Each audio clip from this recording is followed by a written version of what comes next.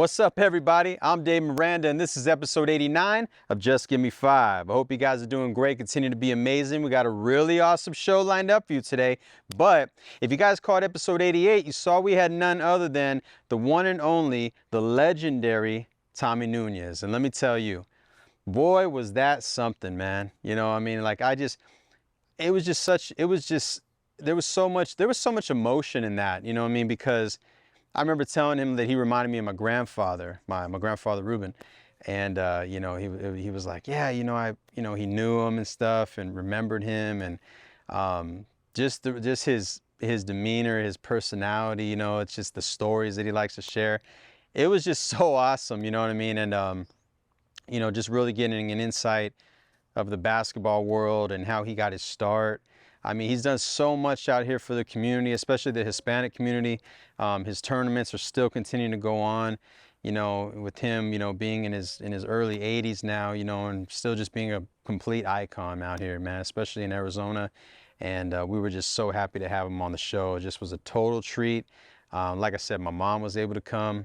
Doesn't get no better than that.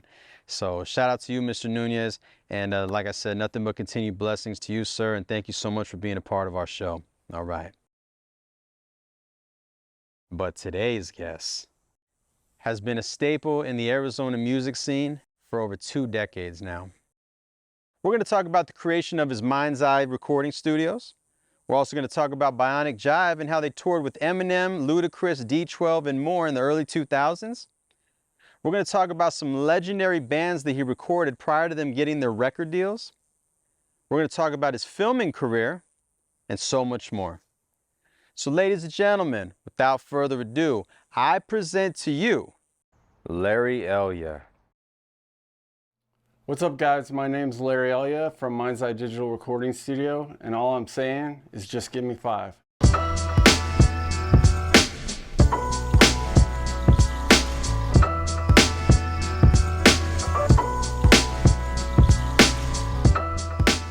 So the inspiration for starting the studio was, back then, there wasn't South by Southwest yet. Right. But there was a big music convention in LA called Foundations Forum. Okay. And it was for mostly hard rock, heavy metal, that kind of thing. And it was basically the whole Sunset Strip. Every club was part of it, and they did a whole weekend. So it was a big deal. And they do grab bags for all the industry people. Okay. And a compilation goes in those grab bags. And we were selected to have a song on the compilation, the band I was in at the time. It was called Soul Grind. So I called around, and it seemed like the best studio in town was this one. And I called the guy and I said, hey, we got one song. It has to be the best you can do. Right. How much money? I don't care how long it takes or whatever. Yeah, like, it's got to be the best that you can do. Line here, yeah. So he said $500. So we were like, done. And we went in there and we recorded for 2 days, just one song, 2 whole days. And then when it was done, it was not good. It was horrible. Oh, really? Yeah, it was bad. And we were just bummed out about it. And so I don't know why, but I was like, I know I can do better than that myself. Yeah. So we scraped some gear together and I did a recording. And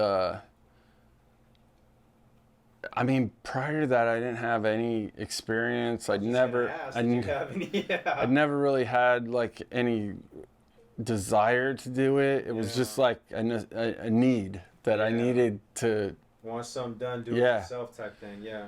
So I did it, and everyone seemed to like it. A lot of the bands that we play with in town kept asking who did it, and I was like, I just did it myself, and they just kind of snowballed, and then a bunch of bands started asking me to record them. Nice, man. And within a few months, it all happened really fast, and I ended up renting a commercial spot and put a studio together. And the first band that I recorded was called Hippie War Machine.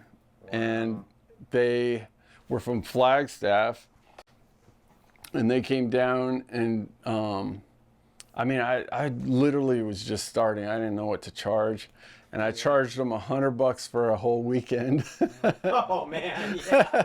Yeah. And we did like a 4 or 5 song demo in that weekend, and and then obviously I started charging more, and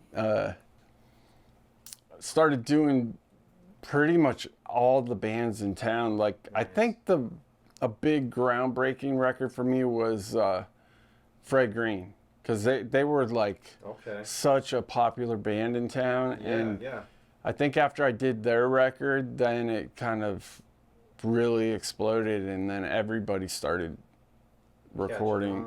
Yeah.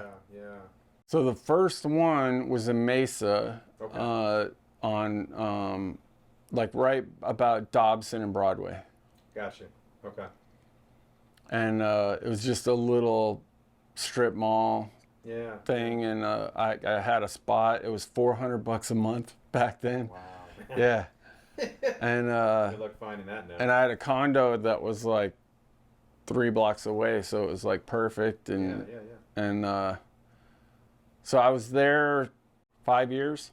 Okay. And then I got a bigger spot in Phoenix. A recording school had gone under, and they needed somebody to take over the spot, and it was all built out already, and it was about 5 times bigger than the spot I had. So I took that. I was there. I was only there about 2 years, and then that's when I decided to put it in my house, because I was, man, having a studio and house, 2 phones, 2 insurances, 2 alarms, 2 everything. It's crazy.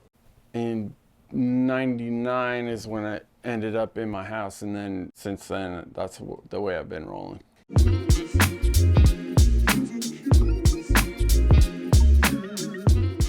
Bionic Jive, we got signed in '99. Okay. So a friend of mine was, now he's huge, but then he was a budding film director. Okay. And he went to Loyola Marymount, and for his final thing for film school, he had to do their short film or a music video, and he did a music video for us. Okay. And that video ended up getting us a really top-notch entertainment attorney. Yeah. And he ended up getting us a record deal. And that was with Interscope, correct? Yeah, well, initially it was with Farm Club. Okay. So do you remember what Farm Club was? Vaguely. So Farm Club was this really cool idea. It was Jimmy Iovine and Doug, I forget his last name, but he ran Universal, Jimmy ran Interscope. Okay. And together they made this, it was a TV show / website / record label. Okay. So all these unsigned bands would put songs on the website. Fans would vote who they liked the best, and whoever got the most votes would get to play on the show with like massive artists. Nice. And then if you played on the show, Jimmy and Doug were there, and if they liked you, they'd give you a record deal. We got to be on that show, and we were on with like Methods of Mayhem, System of a Down, Sweet. Genuine, and I think Stone Temple Pilots.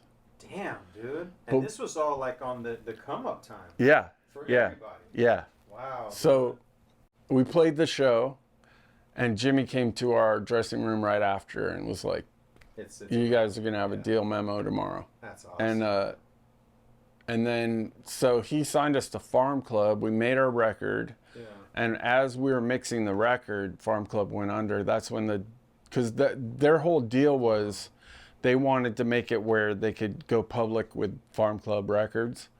And that's how they were going to make the money. Because to make the show is way too expensive. Like it wasn't something they could keep going. So the only way they could make money is by going public, and that's when all the tech companies were blowing up, and that's right when the .com bubble blew. And then when the stock market tanked, So did Farm Club Records, and Gotcha. and so all the bands that were signed either went to Interscope or Universal or DreamWorks or some subsidiary. So we're sitting here with our record complete, and we don't have a record label, and we have to start showcasing again for labels, like playing. Wow, yeah. So we played at, I think it was called the Key Club in Hollywood. Yeah. And all the labels came, and we ended up going to Interscope proper. The first tour we got was with D12. Okay. So we went out with D12 for like 6 weeks. Yeah. And then we jumped on with Cottonmouth Kings Yeah, man. for, I don't know, 10 weeks. And then we jumped on with Nas for like a month, I think. And then we got the Anger Management tour and went out with Eminem, Papa Roach, Ludacris, Exhibit, and Executioners. Now, when you were opening up for Nas, were you guys backing him at all, or did he have like a DJ? No, he had a DJ, and Okay. it was just us and him, and that was it. We were direct support, Nice, and that was a trippy tour because Okay. you know, Nas is like as like hip hop as it gets, man. Yeah, and like man. and we were like a crossover band, so Right. some markets it really connected, and some markets we got the finger from everyone. WTF. Yeah. Yeah. So it was interesting, but Right. the markets where it connected, it was really fun. That's Yeah. awesome, man. Of all the artists that you had toured with at that time, what do you think for you personally, not the band, just you personally, what was like your most like the best one? Oh, the Eminem tour for Was sure. it? Yeah. I mean, it was an arena tour, and I think we did something like 25 dates with him, and Wow. I watched his set every single night. That's amazing. I was like, I can either sit on the bus or I can watch Eminem. And so I right. literally watched him every night. He was so good, man. Yeah. So the whole family of a big tour is really fun. There's a lot of bad things about it too, but there's a lot of cool things about it. What was the best tour for the band? It was definitely the D12 tour, because doing theaters like the size of the Marquee or something, you definitely connect with the audience a lot more. More intimate. You sell a lot more stuff. You sell way more stuff, and that was definitely a better deal. But I mean, getting to play in front of 18,000 people every night, that's pretty cool. That's the life, Yeah. man.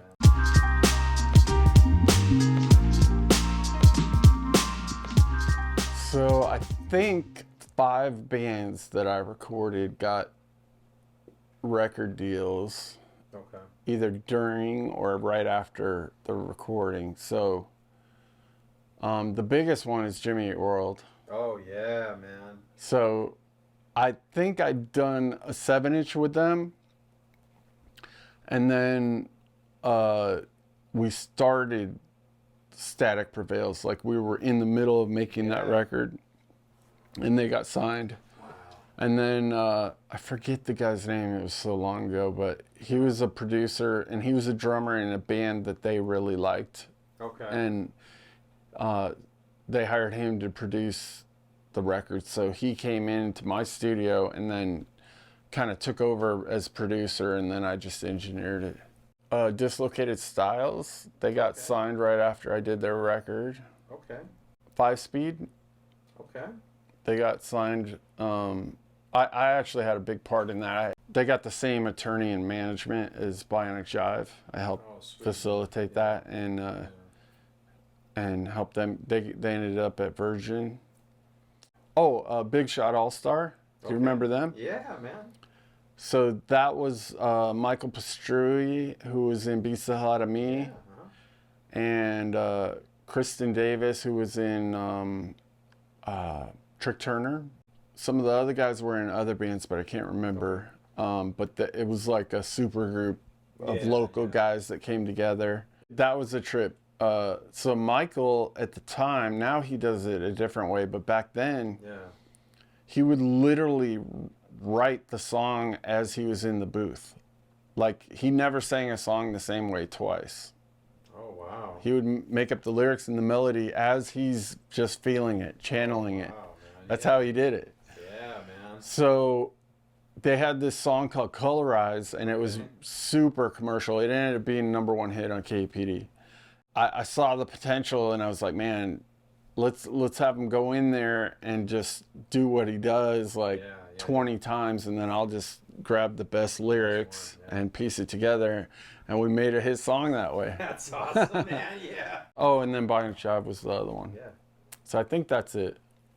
I did record Gin Blossoms and some other ones, but it was after they were already had made it. Yeah.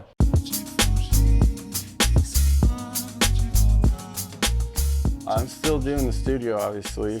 I'm planning the 30th year anniversary coming up soon. Man, it's next year. Thanks. I added film and cinematography to the list of things I do now. Catalog, man. Yeah. And I started doing that in 2015. Okay. So I mixed a feature film called Play the Documentary. When you mix a movie, it takes a long time. It was like 4 or 5 weeks. Through that time, I became really good friends with the director. Okay.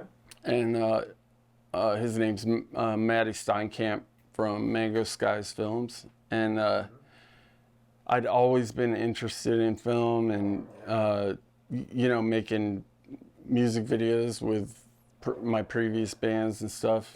Right. Always enjoyed the process. So I noticed he had a couple cameras on the table here. Yeah. And I was like, is that what you shot the movie with? And he was like, yeah. And I was like, what is that? And he's like, it's a Canon 6D. And I looked it up later, and it was like a $1,500 camera. And I was like, that's nuts to me, because it looked amazing. I was kind of like, this is something I want to do for sure, because I always thought the point of entry was like way higher than that. So Right. he ended up mentoring me, and I did a bunch of jobs with him as like director of photography and second camera, things like that. Did an Amazon commercial, a master class. Nice. Got to be second AC on a film about Calais Campbell, the football player. Yeah, man. Ex-Cardinals. Yeah. And it was actually when his contract ended and he became a free agent. Yeah. So we followed him around for the 2 days when free agency hit, and like, I'll bet that was nuts. it was nuts, man. Oh, gosh. Yeah. And he got the phone call. He got like a $70 million contract. You caught that Yeah. moment. Wow, dude. That's amazing. And then I started going out on my own, doing music videos, commercials. You worked with some UFC fighters too, right? Yeah. So I got to go to Brazil, actually, Nice. for a week to work on a film about Paulo Costa. Yeah, man. He just fought this last weekend. I know. I saw it. Yeah, that was fun. We stayed in Brazil. That's amazing, man. Got to meet his family and interview his coaches. And Superman right there. Yeah, for sure. Yeah. Yeah, that was a lot of fun. And I got to do 2 short films with Henry Cejudo. Nice, man. Maryville. Yeah. Oh, yeah, man. Yeah, so we actually went to the apartment complex that he grew up in Maryville. Awesome, man. Yeah. Real humble beginnings he had, and kind of told his story that way. I'm the director for Lifted Trucks, who's like every commercial that you see that's Lifted Trucks, I did that.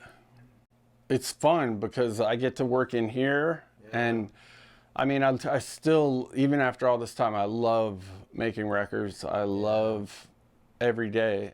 But what's different about making films or commercials is I'm always in here when I'm making records, but when I get to go out, and I've been all over the state. I've been to Brazil now. I've been in New York City, Miami, making films. So it's like it gets me out of the cave and gets me in the world. Yeah, that's what I really like about it. Yeah.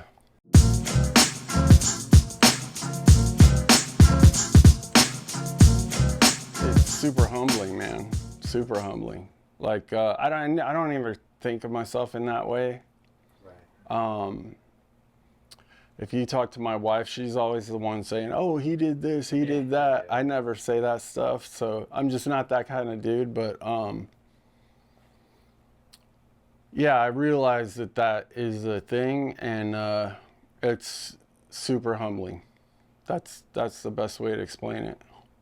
I see you have some awards behind you, actually. Can you kind of tell us about those? Yeah, so those are Telly Awards, and they're for commercials that I like.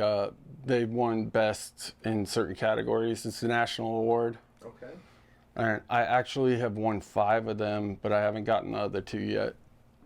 And that alone is special. Oh yeah, it's amazing. I didn't know it was a big deal, but one of my friends that works in marketing, he's like, "Dude, if you just one of those, you could get like some big corporate gig." And I'm like, I'm not really into that, but that's cool.